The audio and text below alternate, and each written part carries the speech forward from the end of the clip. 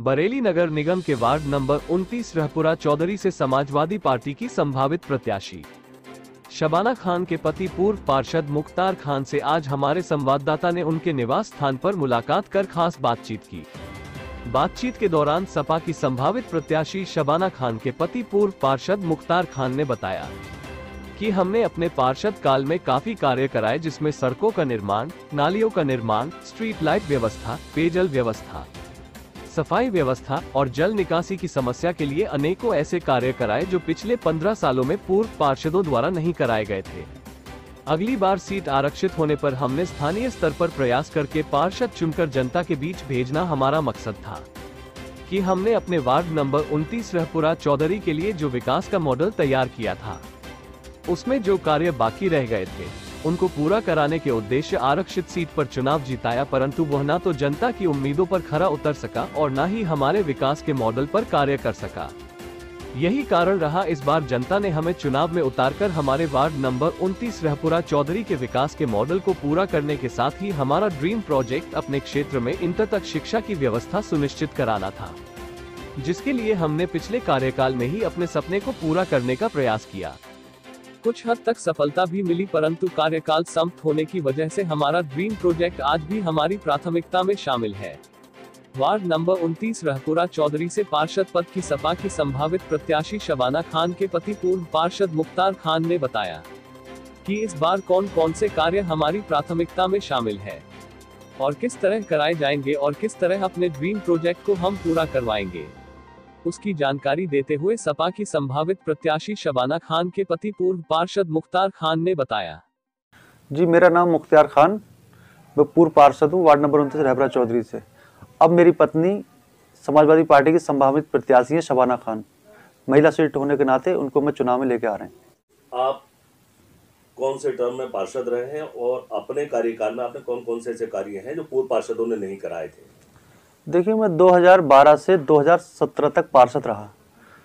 और जब मैं पार्षद बना तो यहाँ की पूरे वार्ड की दुर्दशा बहुत ख़राब थी। एक तो सबसे पहले हमारे रहपुरा चौधरी का प्राइमरी पार्क जो है, स्कूल है, ये यहाँ पर बहुत बड़े कूड़ा गिल्ले पड़ते थे, तो इसको मैंने सबसे पहले इसका सौंदर्यीकरण करा के यहाँ पार्क बनवा के इसमें पेड़ लगवा के इसको कराया। उसके बाद में दोनों प्रमुख सड़कें इसकी कच्ची थी, खरंजे थे, इन दोनों को मैंने सड़कें बनवाई। और इसके अलावा बसंत विहार में कमर कमर तक गड्ढे रहते थे, यहाँ पर कोई सड़क, कच्ची नाली आली कुछ नहीं थी। ये सारी सड़कें में लगभग 22 से 24 करोड़ रुपए का विकास मैंने अपने क्षेत्र में कराए। जल निकासी का व्यवस्था कराया, इंतजाम कराया। हालांकि अब भी कुछ काम रह गए हैं, लेकिन सारे हमने गड्ढे जो जिसका आप उदाहरण जो है आप बसंत विहार फेज 1 और फेज 2 में जाके और रहपुरा चौधरी की गली जाके पूछ सकते हैं कि सड़कें जी किसने पड़वाई थी। 12 से 17 तक आपका कार्यकाल रहा और उसका 17 से 22 का जो कार्यकाल था वो चुनाव आपने क्यों छोड़ दिया था? देखिए, 2012 से 17 तक जब मैं पार्षद रहा, उसके बाद सीट जो थी हमारी ये ओबीसी हो गई थी और जब सीट ओबीसी हो गई तो कुछ काम रहपुरा क्षेत्र में हमारे ऐसे रह गए थे जिसको मैं विकास का एक मैंने खाका तैयार किया था, जो मैं कराना चाह रहा था, तो वो अधूरे रह गए थे। तो इसलिए मैंने एक प्रत्याशी को यहाँ से अपने ओबीसी को निकाला। हालांकि उनके कास्ट के ज़्यादा लोग यहाँ नहीं रहते हैं, लेकिन मैंने दिलो जान से उनको यहाँ से और अपने लोगों से उन्हें जितवा के यहाँ से भेजा ताकि मेरे अधूरे काम को वो पूरा कर सकें। लेकिन वो मेरी और हमारे क्षेत्र के लोगों की कसौटी पे पूरा ना उतर सके, इसलिए अब दोबारा चुनाव का मौका मिला है। तो जनता कह रही है आप जो काम अधूरे रह गए हैं उसको अब आपको ही पूरे कराना है, हम आप ही को चुनाव लड़ाएंगे। तो कौन कौन से ऐसे कार्य थे जो आपकी प्रमुखता में हैं आज भी? देखिए, सबसे पहले तो रहपुरा के हमने नाले तो पिछली बार बहुत बनवाए थे, लेकिन वो अधूरे रह गए थे, जिससे जल निकासी हमारी नाले नदी तक, जो नाले थे हमारे वो अभी अधूरे रह गए, नदी तक नहीं पहुँच पाए हैं। तो सबसे पहले प्राथमिकता पे तो हमें जल निकासी के लिए यहाँ पर नालों की व्यवस्था करना पड़ेगी जो नदी तक पहुँच सके। उसके बाद में प्रमुखता तो गली नाली खरंजे तो बहुत है, लेकिन प्रमुखता में एक बसंत विहार का रोड है, 1 नंबर रोड से पाखड़ से लेके बसंत विहार में पूरा, जो बहुत क्षतिग्रस्त है और काफ़ी टूटा फूटा है, ताकि यहाँ पर बच्चों को स्कूल जाने आने में बड़ा तैयारी होती है, कभी रक्षे पलट जाते हैं तो कभी ये होती है। तो प्रमुखता पे तो वही है। और एक बात और भी है कि पिछली बार मैं 5 साल सभासद रहा हूँ, तो पिछली बार जो है लगभग 1 साल तो मुझे समझने में ही लग गया था कि मुझे क्या करना है। और उसके बाद 6 महीने पहले, चुनाव से 6 महीने पहले कार्यकाल खत्म हो जाते हैं, लोग सुनना बंद कर देते हैं अधिकारी। तो मुझे काम कराने के 3.5 साल ही मिल पाए थे, लेकिन फिर भी मैंने इतना काम कराया था कि कोई 3.5 साल का काम जो था ऐसा लग रहा था कि 10 साल का काम है। लेकिन अब अगर मुझे मौका, मेरी जनता मुझे मौका देती है, तो मैं जीरो टैलेंट से ही मेंबर सभासद बनने के बाद मेरी पत्नी, मैं दूसरे दिन से ही सारे काम, 5 साल का काम 5 साल में इतना काम करा दूंगा कि पिछले 15 साल में इतना काम नहीं हुआ होगा। और ये प्रायोरिटी पे ही सारे काम होंगे, ताकि मैंने पूरा अपने वार्ड का खाका बना रखा है, क्या क्या काम, क्या क्या विकास बहुत जरूरी है। एक तो सफाई व्यवस्था है, ये भी बहुत जरूरी है, ताकि यहाँ पर कोई डलाव घर नहीं है। और उसके अलावा जल निकासी है, नाले हैं, रोड खरंजे हैं, लाइटिंग व्यवस्था है, और भी बहुत छोटी जन सुविधाएं हैं, जैसे बुजुर्ग महिलाओं की पेंशन है, विधवान विधवाओं की पेंशन है, और भी बहुत सी समस्याएं हैं जो अनगिनत हैं, जो लोग बड़ा तिहाई मचाए हुए हैं। भाई ये गरीब मलिन बस्ती है, पिछड़ा क्षेत्र है ये, पहले क्योंकि ये गाँव से वार्ड में आया था। अब मैं इसको ये चाह रहा हूँ कि अब जो हमारे शहर में जो है स्मार्ट सिटी में आ गया है, तो इसको जो है स्मार्ट सिटी में इसे लेने के बाद में इसमें इतना विकास किया जाए ताकि लोग देखें कि हाँ, रहपरा चौधरी भी कोई वार्ड है। देखिए, अगर मैं दोबारा से मुझे मौका मिलता है तो सबसे पहले पूरे वार्ड में जितनी भी गली हैं वो सीसी होंगी, और हर जितने भी समस्याएं, खंभे जर्जर तार जगह जगह लटक रहे हैं, करंट आ रहे हैं लोगों में, सारे खंभे लगवाए जाएंगे और हर खंभे पर स्ट्रीट लाइट लगाई जाएगी। और ये नहीं होगा कि किसी खंभे पे लग गई, किसी पे नहीं, हर खंभे पे स्ट्रीट लाइट लगाई जाएगी। और सबसे बड़ी समस्या जो है जल भराव, जल निकासी की यह है कि उसको तो प्राथमिकता पे ही लिया जाएगा। हालांकि वो बड़ा बजट होगा, क्योंकि नदी तक ले जाने में काफी बजट होगा, लेकिन प्राथमिकता पे वही लिया जाएगा। क्योंकि सबसे बड़ा दिल ये दुखता है, जब कभी बारिश से जल भराव हो जाता है तो हमारे नौजवान साथी, हमारी माए बहनें अपने बच्चों को जब स्कूल छोड़ने जाती हैं, हमारे आने वाले भविष्य को, तो वो गोदी में उठा के जाती हैं, तो वो क्या देखते हैं कि देखो पानी है हमारे वार्ड में, ये क्या हो रहा है। मैं चाहता हूं कि जब बच्चा घर से निकले, तो पढ़ने के लिए निकले, तो वो कहे हाँ हमारा वार्ड कुछ वार्ड है। उनकी मानसिकता ऐसी जाना चाहिए कि हमारे अगर कोई क्षेत्र के नेता हो तो ऐसे हो, नहीं तो ताकि उनके आने वाले उनके माइंड मेकअप हो सके, और वो भविष्य जो आज छोटा है बड़ा होकर हमारा नाम ले सके। एक सबसे बड़ी समस्या एक और आई, तो क्योंकि जब हम सभासद थे 2012 से 17 तक, तो यहाँ हमारी महिलाओं की लगभग 450 पेंशनें आती थी समाजवादी की, लेकिन सरकार हमारी बदलते ही उनकी सारी पेंशनें बंद कर दी गई। ये एक सबसे बड़ी समस्या है जो इस पर निर्भर थी कि हमारे कुछ पैसे आएंगे महिलाओं के, माँ बहनों के, लेकिन आज वो इस बात से बहुत परेशान है। तो मैं चाहता हूँ अगर मैं सभासद बनता हूँ तो सबसे पहले ये कोशिश करूँगा कि इन महिलाओं के लिए जो पेंशनें बंद हुई हैं कैसे उनकी पेंशन बनवाई जाएगी। और जो विधवा और बुजुर्ग हमारी महिलाएं हैं, जब बुजुर्ग हमारे पुरुष हैं, तो उनकी भी कुछ लोगों की आ रही थी बंद हो गई हैं, तो उनको भी जाके विकास भवन में दिखवाया जाएगा ताकि इनकी पेंशन क्यों रुकवाई। जैसे विधवान है, हमारे विकलांग हैं, तो विकलांगों की भी पेंशन नहीं आ रही, उन्हें हम चाहते हैं ट्राई रक्षा जो मोटर वाला आजकल चल रहे हैं, तो वो दिलवाया जाए ताकि हाथ से विचारों से कहाँ खिंच पाती है। तो हम उसकी कोशिश करेंगे विकास भवन में जाके, ताकि इन्हें एक बैटरी वाले रिक्शे मिलें। और बहुत सी समस्याएं, जन समस्याएं हैं, जैसे कि छोटी छोटी जो बता नहीं सकता। जैसे एक सबसे बड़ी समस्या राशन कार्ड की है। जब राशन कार्ड, मैं अपने समय मैंने लगभग कोई भी राशन 10% राशन कार्ड नहीं थे हमारे क्षेत्र में, तो मैंने 800 राशन कार्ड बनवाए थे,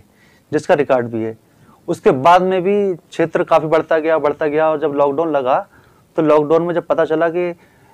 स्थिति खराब, लोगों को खाने के लिए पैसे नहीं, काम बंद हो गए, तो पता चला आज भी 25 से 35% लोगों के राशन कार्ड क्षेत्र में नहीं है। हालांकि मैंने कई बार ऑनलाइन करवाया, लेकिन हमारा जिला पूर्ति विभाग नहीं सुनता है। वो ये तो कह देता है कि नहीं बनना है, लेकिन ये नहीं देखता है कि इन गरीबों का क्या होगा। कितने लोगों को तो मैं अपने पास से राशन दिलवा देता हूँ कि पैसे देके अपने पास से ना देता हूँ, ताकि उन्हें ये ना लगे कि हमें ये दे रहे हैं, तो वही राशन वालों से दिलवा देता हूँ, और राशन वाले भी बेचारे दे देते हैं कि भाई इनका दे दो। लेकिन मैं चाहता हूँ कि उनके राशन कार्ड बने, और इस प्रायोरिटी पे सबसे पहले यही करा जाएगा, जो राशन लेने के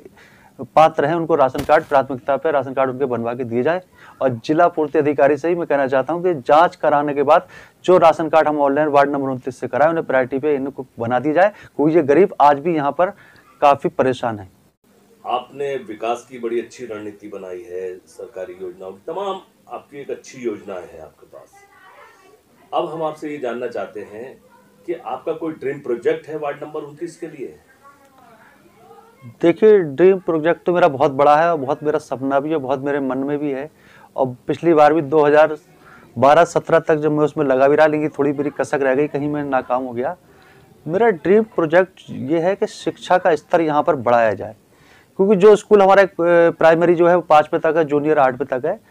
मैं चाहता हूँ कि इसको जो है यहाँ पर इंटर तक किया जाए, हमारी बेटियों के लिए अलग किया जाए और हमारे लड़कों नौजवानों के लिए भी किया जाए। वो क्योंकि सारी दिक्कत क्या है, हमारी बेटियों को यहाँ से जाने के लिए दूर जाना पड़ता है, इस्लामिया कहीं या और कॉलेजों में जाती हैं, तो उनके लिए बहुत दिक्कत आती है। माँ बाप यहाँ भेजने में थोड़े हिचकिचाते हैं कि आजकल माहौल क्या चल रहा है, क्योंकि लड़की सुरक्षित नहीं है, सरकार जो है सुरक्षा जो है दे नहीं पा रही है पूरी, तो बड़ा दिक्कत आती है। कोई कुछ कहता है, कोई कुछ कहता है, इसलिए लोग पढ़ाने से वंचित रह जाते हैं कि हम इंटर नहीं कराएंगे, यहीं पढ़ा के छोड़ देते। मैं चाहता हूँ शिक्षा का स्तर बढ़ाया जाए, इसके लिए मुझे चाहे सांसद की मदद लेना पड़े, किसी विधायक की लेना पड़े, चाहे किसी मंत्री की लेना पड़े, चाहे अगर जरूरत पड़ी तो हम मुख्यमंत्री कने भी अपना प्रोजेक्ट लेके जाएंगे, ताकि हमारे क्षेत्र वार्ड नंबर 29 को यहाँ पर इंटर कॉलेज की व्यवस्था की जाए। आपने बताया कि सुरक्षा की दृष्टि से यहाँ के लोग अपनी लड़कियों को दूर स्कूलों में पढ़ने के लिए नहीं भेजते, तो हम ये जानना चाहते हैं कि इस बार अगर जनता आपको पार्षद चुनती है तो सुरक्षा व्यवस्था के लिए आप क्या कार्य करेंगे? देखिए, हमारी लड़कियों के लिए ये तो पहले भी मेरे मन में था 2012-17 तक मैं कुछ करूं, लेकिन और भी सारे विकास कार्य ऐसे थे जिनमें मैं उलझ गया और सारे वो काम कराने में मैं लग गया। लेकिन अब प्रायोरिटी पे जो किया जाएगा, तो सबसे पहले हम ये करेंगे, बस सभासद मेरी पत्नी बनती हैं तो सबसे पहले पूरे क्षेत्र में हर चौराहे पे हर स्कूल में CCTV कैमरे लगवाए जाएंगे, ताकि उससे सुरक्षा हमारी माँ बहनों की और हमारी बेटी जो स्कूल जाती है उनकी बनी रहे, और कोई भी असामाजिक तत्व ताकि कोई भी और किसी तरीके के क्राइम हमारे क्षेत्र में ना कर सकें। और मैं भी ये भी मांग करूंगा पुलिस प्रशासन उन कैमरों को लगवाने के बाद में इसका कनेक्ट सीधा संबंधित थाने से या चौकी से किया जाए, ताकि लोगों के दिल में एक भय बना रहे, अगर हमने कुछ किया तो सीधा हमारे थाना चौकी हमें देख रही है। इसके लिए मैं बहुत प्रयास करूँगा और हर हाल में ये मुझे कराना ही है प्रायोरिटी पे। देखिए, वार्ड नंबर 29 की जनता से मैं यही अपील करना चाहता हूँ कि जितना प्यार और जितनी मोहब्बत आप मुझसे करते हैं, और आपने जिस मोहब्बत से मुझे 2012 में पार्षद बना के भेजा था, मैं चाहता हूं कि मेरी पत्नी शबाना खान को भी उसी तरीके से अपनी मोहब्बत और जज्बे से प्यार से एक बार पार्षद बना के भेजें, और जो काम अधूरे रह गए थे पिछली बार, जो मेरे दिल में कसक है और जो मैं वादे पिछली बार किए थे और जो अब कर रहा हूँ, इन वादों को मैं पूरा कर सकूँ, इसके लिए मुझे एक बार मौका दें। क्योंकि पिछली बार 2012 से 17 के बाद में 2017 में सीट आरक्षित होने की वजह से मैं चुनाव नहीं लड़ सका और आप लोगों को कोई काम नहीं कर सका। इसलिए 5 साल की कसक जो है मुझे इस बार आप मुझे एक बार मौका दे दें मेरी पत्नी को, बस सारे काम मैं आपको इंशाल्लाह वादा करता हूं कि कोई भी शिकायत पूरे वार्ड नंबर क्षेत्र की जनता को नहीं मिलेगी जिसका वो पूरा ना कर दूं।